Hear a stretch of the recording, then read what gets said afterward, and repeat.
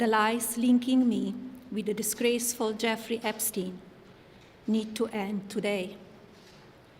The individuals lying about me are devoid of ethical standards, humility, and respect.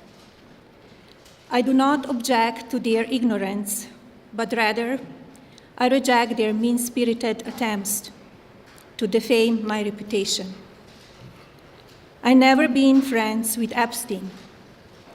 Donald and I were invited to the same parties as Epstein from time to time, since overlapping in social circles is common in New York City and Palm Beach.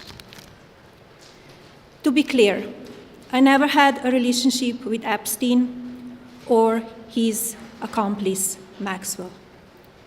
My email reply to Maxwell cannot be categorized as anything more than casual correspondence. My polite reply to her email doesn't amount to anything more than a trivial note. I am not Epstein's victim. Epstein did not introduce me to Donald Trump. I met my husband by chance at a New York City party in 1998. This initial encounter with my husband is documented in detail in my book, Melania. The first time I crossed paths with Epstein was in the year 2000 at an event Donald and I attended together. At the time, I had never met Epstein and had no knowledge of his criminal undertakings. Numerous fake images and statements about Epstein and me have been circulating on social media for years now. Be cautious about what you believe. These images and stories are completely false. I'm not a witness or a named witness in connection with any of Epstein's crimes. My name has never appeared in court documents, depositions, victim statements, or FBI interviews surrounding the Epstein matter. I have never had any knowledge of Epstein's abuse of his victims. I was never involved in any capacity. I was not a participant, was never on Epstein's plane, and never visited his private island.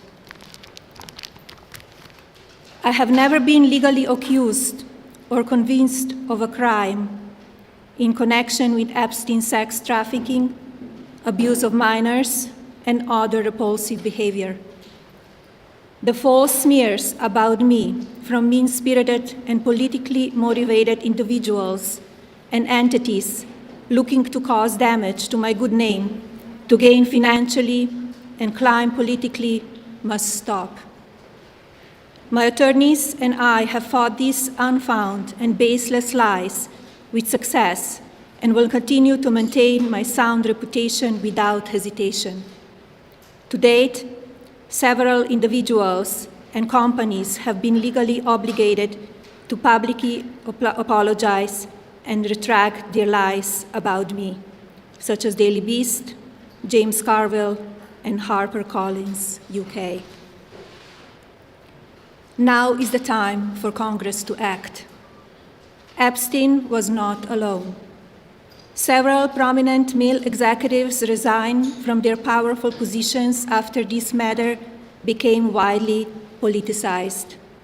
Of course, this doesn't amount to guilt, but we still must work openly and transparently to uncover the truth.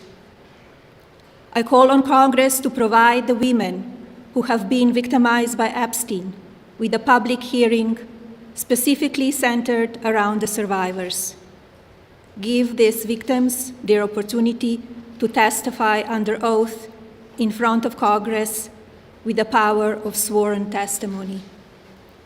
Each and every woman should have her day to tell her story in public if she wishes, and then her testimony should be permanently entered into the Congressional record. Then, And only then we will have the truth.